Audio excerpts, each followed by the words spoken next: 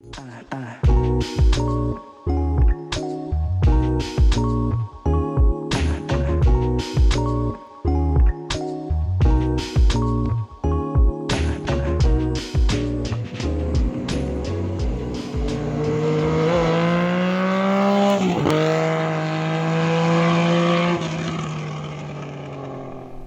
CX Scrambler is back in the shop, and now we have to start working on mounting the electronics because I am moving on to the back of the bike here, and we have to make a place for everything. So to do the electronics, let me show you what I got on the bench.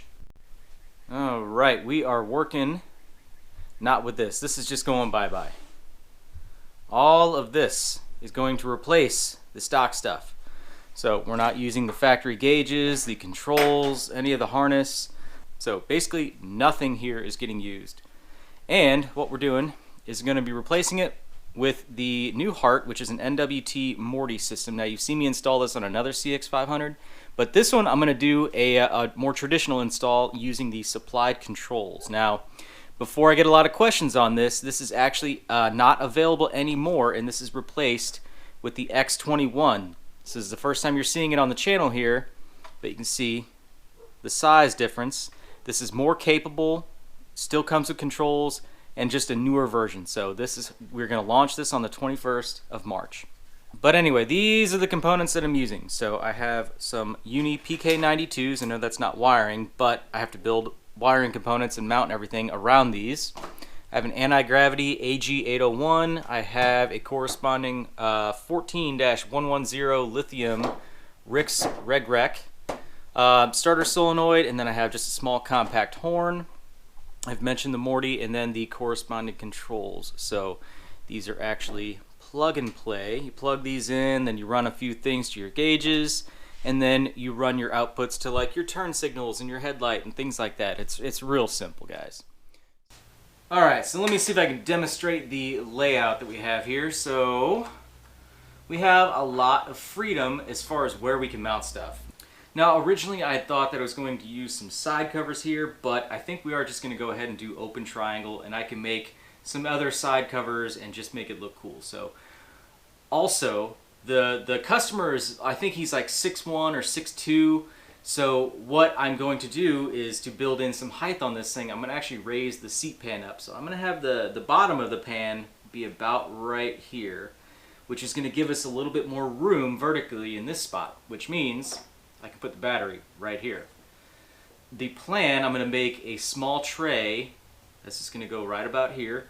And then that's going to hold the battery, the solenoid, and the Morty unit. And it shouldn't be too invasive here. And like I said, we're going to have a taller seat. So the seat's going to have like a little bit taller of a profile. So it'll be kind of hidden in that sense. And then down here, I'm just going to build a bracket off the back here and mount the regrec right about there, and it'll just be open and exposed. I will get rid of this whole entire bracket, and I'll just make a couple tabs off the frame here to kind of tie into the inner splash guard. I just want to keep this for functionality reasons, to try to keep everything clean. And then that'll just kind of leave all of this nice and open. From there, if we wanted to build in maybe like a package tray or something like that in the future, we can absolutely do that. It can be its own little storage compartment, and that'll just, you know, build in a little bit more versatility. Now, the only other things we have to mount are going to be the horn. That can easily fit up like under the tank, along with the spark units, unless I put those around here. But very straightforward, very easy. And then the wiring that we're going to have passing from here to the front is just going to be very minimal. It's all that compact wire that's going to go to the controls that comes from the Morty unit. And then we just have a few gauge outputs. And that's it. So it should be very straightforward, but for now I think I need to start working on just cutting some stuff out, getting things kind of cleaned up back here, and then we can start on a tray.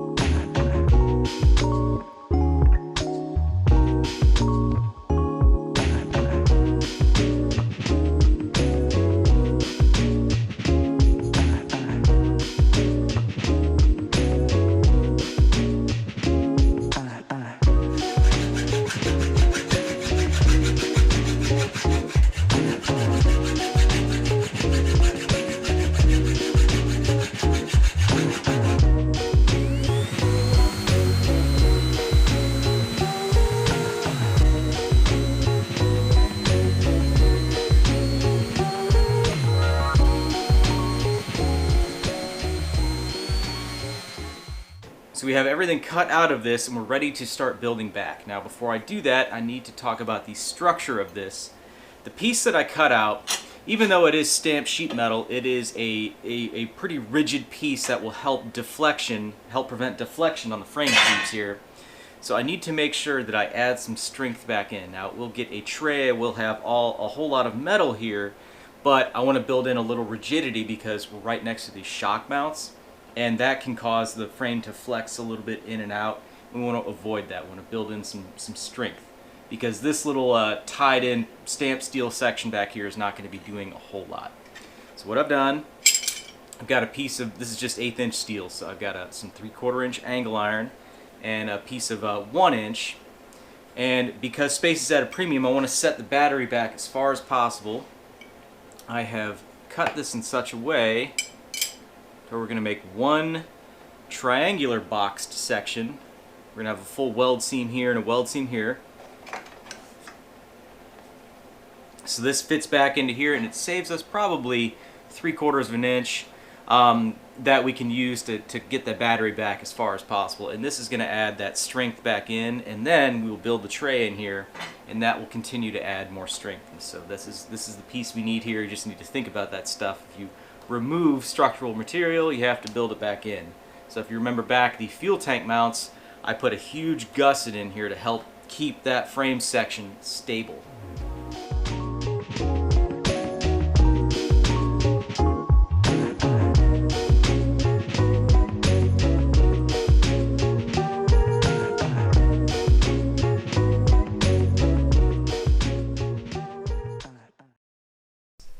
Well, now that we have this cross piece in here, I have to actually make a tray, and I'm kind of just putting it off because it's going to be a lot of time. So we're going to turn to our trusty CAD system, cardboard aided design, and I have a couple videos on making some trays. I'll link one above, but I'm just going to follow the same steps, and we're just gonna get to building. So I'm going to trim that cardboard up, and we're going to make it fit a nice section in here. I'm probably going to extend it up to about here. We'll see how it looks. Maybe I'll taper it or something. I don't know. It evolves as I go. There's no real like pre-design in my head. I know what I want it to look like, and I'm just gonna start building and make it look like what's in my head. So I'm going to put on some music and then get some scissors and rulers and all kinds of stuff out. We're gonna make this thing cool though.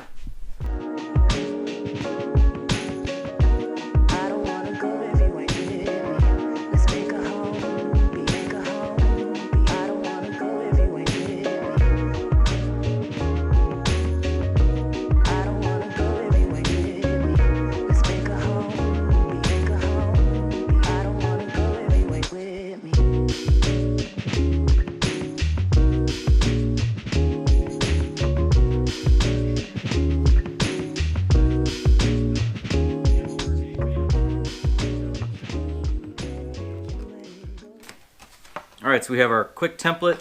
This one's pretty basic.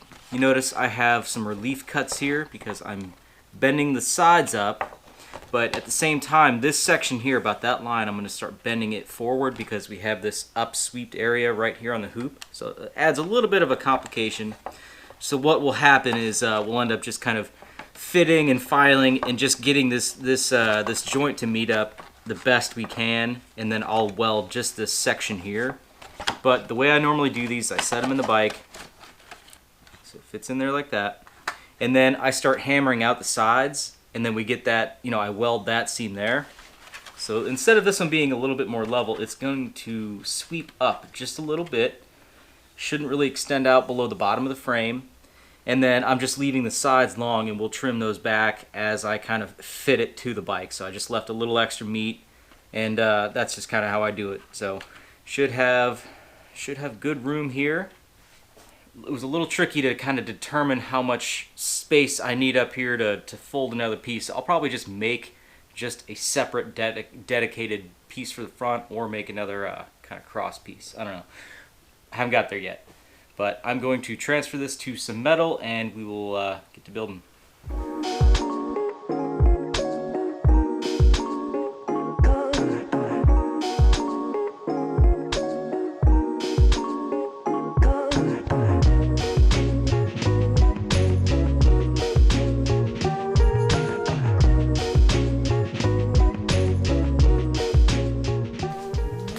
Alrighty, I was in the middle of working. Got a nice little care package here from NWT. You guys should like this. Whew. Al, you warned me about that. Oh my god.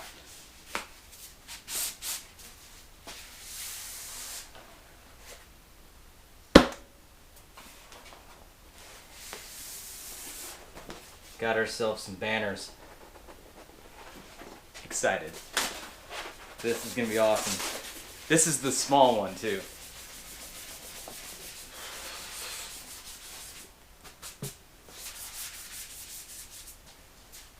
Now the big one, we're gonna put right here. Cover up the polypro so you guys stop commenting on it. It's the entire reason. I'll open that up in another point. But let's see what we got in here.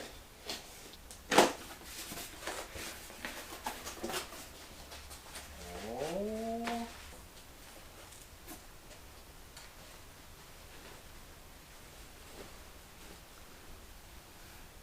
Look at that. How good does that look? I've got powder all over it already. My clothing doesn't last long, but this is awesome. And then, of course, look at all these stickers, okay? Every order you guys place with me, you're gonna get some stickers, okay? No questions asked. Part of the deal. Very cool. You guys, there's a lot more to come on this stuff. A lot more to come. All right, the tray is mocked up temporarily. Now let me kind of show you my order of operations here. So I have everything just kind of set in here, making sure that we are going to have enough space. And there's nothing coming below the tube except for up here. That's because we worked on that bend. So this piece is actually brought up right where we need it. And I need to start trimming back the underside of the corners here, which is going to be hard to see, I know. But I need to start trimming that back, weld that seam before we get the tray back in here permanently. So let me, give me a second here. Now the difficulty for this is kind of, again, the order of operations. Now I have the tray just set in here and I've been working on getting these corners to fit the very best that I can, especially with this seam right here. I need to get that butted up as close as I can. So all of these bends that you see, they're going to be bent in further than they will stay. So I have to kind of weld the front, get that smoothed out while I have access to it, and then fit the tray, hammer it kind of into place, and then I can start bending these back out and getting everything trimmed up how it needs to be. But yeah, it's just a little bit tricky because you have to go a little bit further and make it look really ugly before you can kind of do the final fit and finish on here. So I think for now I'm going to pop this thing back out, maybe start putting a couple tacks on here, getting that thing lined out, and then getting it back in here permanently.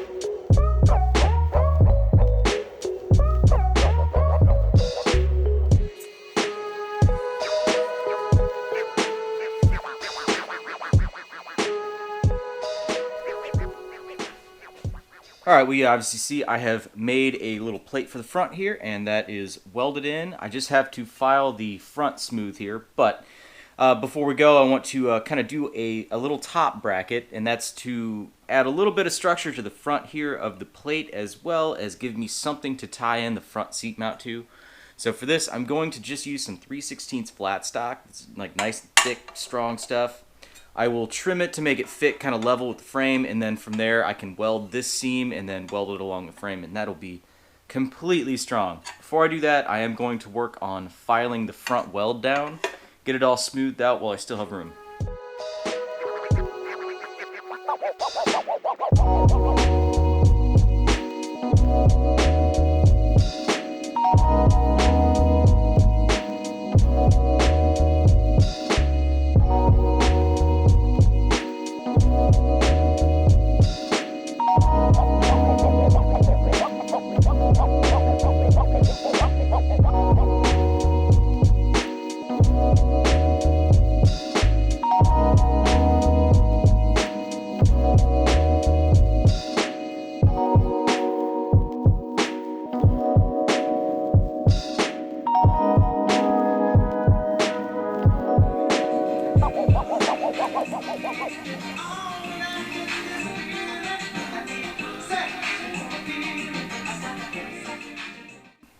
Alright, well here we are. We're working on the layout here, and I'm going to save that kind of thing for the next episode. So I'm going to kind of cut this one off here, and the next time you'll see this will be working on maybe the shape of the seat and the tray layout, stuff like that. So there's just going to be a lot of stuff to do, and I want to keep this episode as short as I can.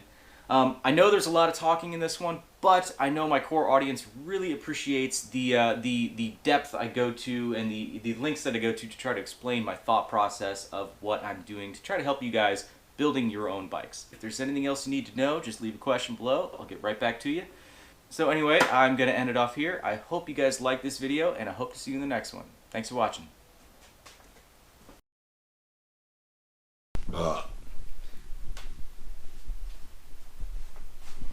How's this angle? Does it look good? Yeah? Cool.